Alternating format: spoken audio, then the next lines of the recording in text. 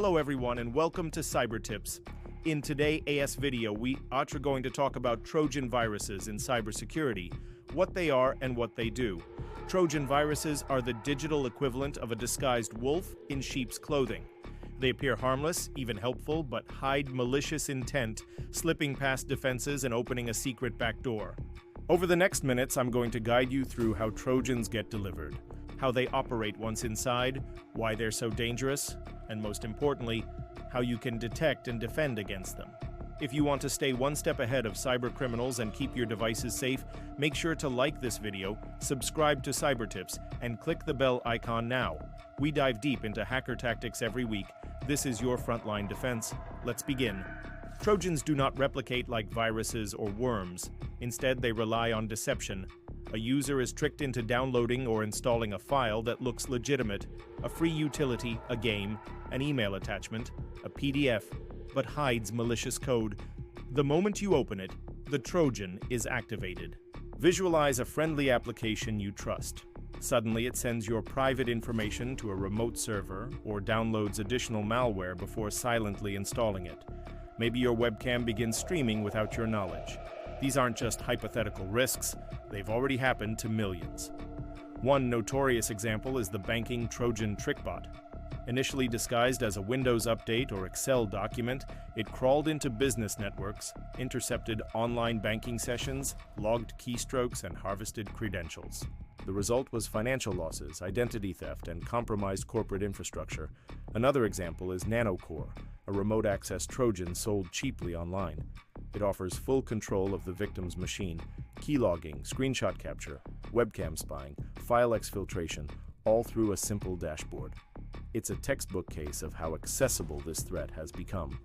Trojans can serve many purposes: stealing credentials, logging keystrokes, installing ransomware, mining cryptocurrency, or creating botnets that amplify attacks. They work in stages. At first, a dropper installs the Trojan payload, the core malicious module. Then the Trojan establishes contact with its command and control server. From there, it receives further instructions. As soon as the Trojan activates, it often gains persistence, meaning it automatically launches every time the system starts. It may modify registry keys or schedule tasks quietly in the background. You won't know until something goes wrong. Worse, Trojans often employ rootkit techniques to hide from antivirus software or system monitoring tools. They can intercept software calls, mask their processes, and stay invisible. Detecting them can be extremely hard. Timing is critical too. Attackers may delay actions until you commit to a specific behavior. Logging into your bank, launching your email client, or browsing certain websites. Then the Trojan springs into action and captures everything in real time. What signs might tip you off? Unexpected CPU spikes, strange network traffic to unrecognized domains, sluggish performance, new startup entries you didn't authorize, or your webcam LED turning on randomly, but many of these symptoms are subtle. Let's focus on defense. First, never open attachments or download files from unknown or suspicious email senders. Phishing remains the most common Trojan delivery method. Second, wherever possible, only install software from official stores or vendor sites. Avoid cracked versions or peer-to-peer downloads. Third, use reputable security software with real-time protection and behavior-based detection. Set it to block unknown processes from accessing key functions like webcams or critical ports. Fourth, keep your operating system, drivers, browsers, plugins, and software up to date. Many Trojan campaigns exploit old vulnerabilities. Fifth, consider using a local firewall to monitor outbound connections. If a process you don't recognize is sending data out, investigate immediately. Sixth, run periodic malware scans with advanced tools like Malwarebytes, Windows Defender Offline, or other specialized scanners that can detect rootkits and hidden modules. Seventh, practice safe browsing. Avoid clicking suspicious links, use ad blockers or script blockers, enable browser exploit mitigation settings. If you're particularly cautious, run unknown apps in a sandbox or virtual machine. That way, even if a Trojan activates, it can't reach your main system. Let's talk recovery. If you detect a Trojan, isolate the infected device by disconnecting from the network. Boot into safe mode or use a bootable rescue USB. Run full disk scans, remove all known malicious files, reset passwords for any exposed accounts, enable multi-factor authentication everywhere. Consider restoring the system from a clean backup if available, but worst-case scenarios happen. Corporate networks might get infiltrated or ransomware might be planted alongside Trojans. That's why having reliable backups, offsite and versioned, is essential. Backups should be tested regularly and kept offline to prevent them from being encrypted or stolen. Let's look at some real-world stories.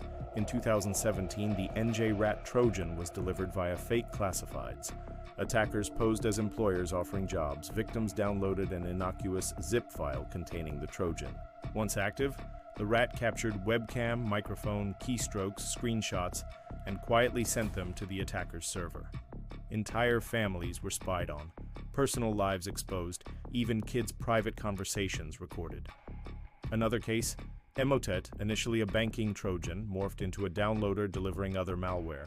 It spread via Word documents with malicious macros. Its power was its adaptability. Once inside, it connected to a command and control network, fetched ransomware modules, crypto miners, keyloggers, and turned infected machines into zombie nodes. The result? Thousands of institutions infected worldwide, schools, hospitals, businesses, without them even realizing it. And there's Drydex, which stole banking credentials by injecting code into browser processes during login. Within seconds, funds were drained, accounts emptied, victims left scrambling.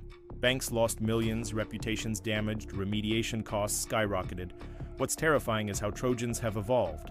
Attackers now bundle them inside legitimate-looking software updaters or pirated apps. Advanced malware hides within signed Windows binaries using DLL hijacking or patching common ciberseguridad files. They can disable antivirus, patch system functions at runtime, or even bring their own rootkits. Some Trojans attack routers, compromising DNS or firmware so every device on your network is vulnerable.